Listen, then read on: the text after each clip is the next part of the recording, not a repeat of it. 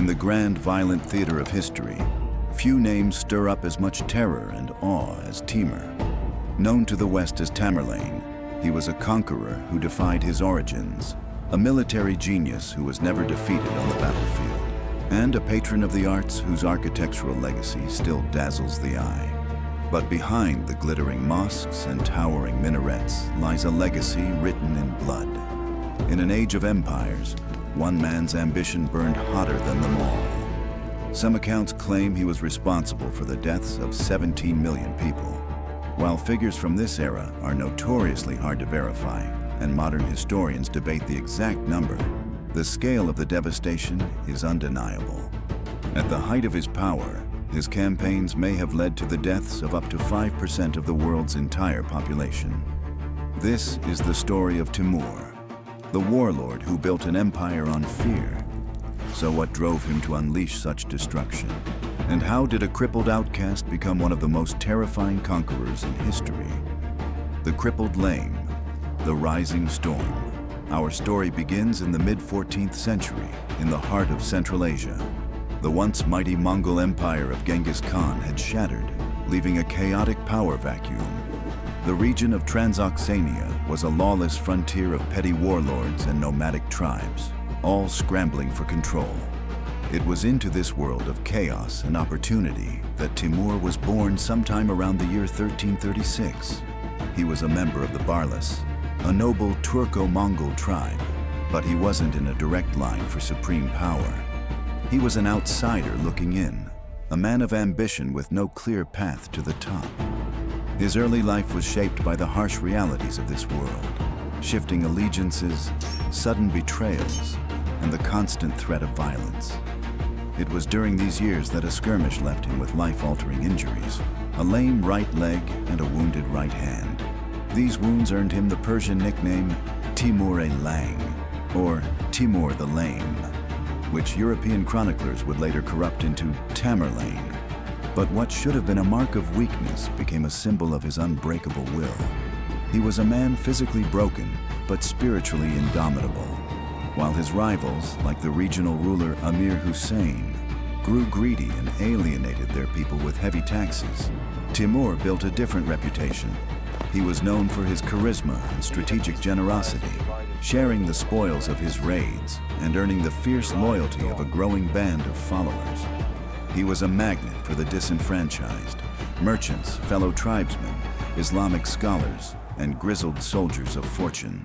They didn't see a nobleman born to rule. They saw a leader forged in the crucible of combat. Between 1360 and 1370, Timur played a deadly game of thrones, navigating the treacherous political landscape with a mix of cunning diplomacy and ruthless force. He made and broke alliances, eliminated rivals one by one, and steadily built his power base. His ultimate goal was control over the Chagatai Khanate, the western chunk of the old Mongol Empire. The final obstacle was his one-time ally and brother-in-law, Amir Hussein. In 1370, Timur's forces trapped Hussein in the city of Balkh. After a brutal siege, the city was sacked and Hussein was executed. With his last major rival gone, Timur stood alone. That same year, at 34 years old, he was proclaimed the sovereign ruler at his capital, Samarkand. He couldn't claim the title of Khan himself since he wasn't a direct descendant of Genghis Khan, so he took the title Amir, or commander, and cleverly installed a puppet Khan of true Mongol lineage. He declared himself the restorer of the Mongol Empire, a powerful claim that legitimized his rule and framed his future conquests not as naked aggression, but as the righteous reunification of a lost legacy. The lame boy from a minor clan was now the master of Central Asia, but his ambition was just getting started. The Scourge of God, a river of blood. With Central Asia under his heel, Timur unleashed his military machine upon the world. His army was a terrifyingly effective mix of traditional nomadic cavalry and sophisticated siege engineering. The core of his force could cover vast distances at incredible speeds, concentrate overwhelming force where the enemy was weakest, and then vanish before a counterattack could be mounted. But unlike the Mongol hordes before him, Timur's forces were also masters of siegecraft, able to bring down the most formidable fortresses in the known world. His most potent weapon, however, was psychological. Timur perfected the use of terror as a calculated tool of the state. Massacres weren't random fits of rage, they were deliberate strategy. Cities that surrendered without a fight were often spared.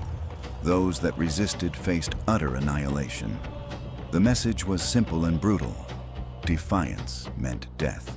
In 1383, his gaze fell upon the wealthy, fractured lands of Persia. His campaign began at Herat. When the city's rulers defied him, Timur's army descended with merciless fury, breaching the walls, slaughtering most of the inhabitants, and reducing the city to rubble. Herat remained a ruin for decades, a monument to the price of resistance. It was here that Timur began a practice he would repeat across his empire, the mass deportation of skilled artisans. Potters, painters, architects, and scholars were rounded up and sent back to his capital, Samarkand. This strategy systematically enriched his own kingdom while gutting the economies of those he conquered. While Timur was busy in Persia, a new threat emerged from the north. Tokhtamış, Khan of the Golden Horde, saw an opportunity and invaded Timurid territory. This betrayal ignited a colossal struggle between the two most powerful rulers in the Turko-Mongol world. The decisive showdown came in 1395 at the Battle of the Terek River. Timur drew Tokhtamış into a trap and utterly crushed his army. But a military victory wasn't enough. To truly break the Golden Horde, Timur knew he had to break its economic power. He led his army on a destructive march through the Horde's heartland, systematically burning its major trading cities, including its magnificent capital, Sarai. The campaign was an economic catastrophe from which the Golden Horde never recovered. Its power was permanently shattered, a historical turning point that inadvertently cleared the path for the rise of a new power in the region, Moscow. 3 years later, in 1398, Timur turned south to the legendary wealth of India. Claiming the Sultan of Delhi was too tolerant of his Hindu subjects, he led an army of 90,000 men across the Indus River. The invasion was a whirlwind of destruction. Before the final assault on Delhi, Timur was faced with a logistical problem: a massive number of Indian captives. Fearing they might rise up during the battle, he gave a chilling order. While chroniclers' claims of 100,000 executions are likely an exaggeration, a mass slaughter of prisoners did occur, an act of cold, strategic cruelty. The subsequent sack of Delhi was an orgy of violence that left the city depopulated for decades. Returning west, Timur's ambition led him to his next great expedition in 1399, aimed at the Mamluk Sultan of Egypt and the Ottoman Sultan, Bayezid I. He swept through Syria, taking Aleppo and Homs. When he reached Damascus, the ancient city was subjected to his trademark brutality. It was stormed, sacked, and its famed artisans deported to Samarkand. In 1401, it was Baghdad's turn. While accounts of 120 towers built from 20,000 severed heads are likely horrified exaggerations, a terrible massacre did take place, and the city's grand monuments were razed.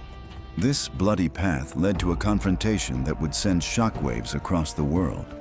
In Anatolia, Timur finally met his greatest rival, the Ottoman Sultan Bayezid I, known as the Thunderbolt. Bayezid was a feared warrior who had crushed Crusader armies and seemed poised to conquer Constantinople. The stage was set for a battle of titans. On July 20th, 1402, the two armies clashed at the Battle of Ankara. Timur's strategic genius was on full display. He outmaneuvered Bayezid, reportedly diverting a stream to leave the Ottoman army without water, and then annihilated his forces. In a stunning turn of events, the Thunderbolt himself was captured on the battlefield. He would die in Timur's captivity just a few months later, in March 1403. While legends of him being kept in an iron cage are debated, the most likely cause of death was illness or suicide born from the humiliation of his defeat. The victory was so total that it plunged the mighty Ottoman Empire into a decade-long civil war and gave the dying Byzantine Empire another 50 years of life.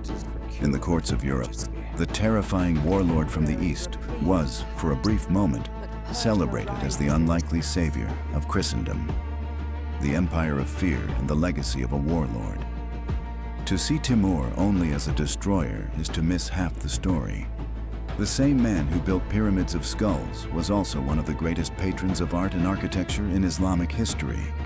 This is the great paradox of his reign, a legacy of creation and devastation. With the immense wealth plundered from across his empire, and with the genius of thousands of captive artisans, Timur transformed his capital. Samarkand became the heart of the Timurid Renaissance. While Europe was experiencing its own Renaissance in Florence, a parallel explosion of culture was taking place in Central Asia. Timur commissioned breathtaking architectural projects. The colossal Bibi Khanim Mosque was designed to dwarf all others in the Islamic world. The magnificent Gur-e-Amir, his own mausoleum, was covered in shimmering turquoise tiles and gold leaf, a testament to his power and piety. The public square known as the Registan began its transformation into one of the most stunning architectural ensembles ever conceived. But his patronage went beyond buildings. Timur was a chess master, a lover of poetry, and a sponsor of science. His court buzzed with intellectual activity, attracting astronomers, mathematicians, and historians. The workshops of Samarkand produced some of the most beautiful illuminated manuscripts and ceramics the world has ever seen. By forcibly gathering the talent of the conquered world into one place, Timur ignited one of the most brilliant periods of Islamic civilization. In the winter of 1404, at the height of his power, the nearly 70-year-old conqueror embarked on his most audacious campaign yet, the invasion of Ming China. It was to be the crowning achievement of his life. He gathered a colossal army and marched east. But this was one war he would not win. The brutal Central Asian winter took its toll. In February 1405, while encamped near the city of Otrar, Timur fell ill with a fever and died around the 18th of the month. The man no army could defeat was finally conquered by his own mortal body. His death was the death of his empire. The vast territory he had conquered through sheer force of will immediately began to fracture. His sons and grandsons, lacking his vision and ruthlessness, turned on one another, fighting over the scraps of his colossal inheritance. His empire of fear was too dependent on the fear of one man. Centuries later, a strange legend would attach itself to his name. In June 1941, a team of Soviet archaeologists opened his tomb in Samarkand.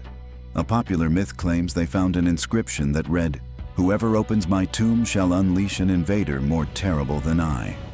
2 days later, Adolf Hitler launched Operation Barbarossa, the invasion of the Soviet Union. While the timing is an uncanny coincidence, there is no credible historical evidence that any such inscription was ever found. It remains a powerful piece of folklore, a final echo of the terror Timur inspired. So how do we remember this man? He was a military commander of unparalleled genius, never defeated in a major battle. He was a sophisticated administrator who built a state with a functioning bureaucracy.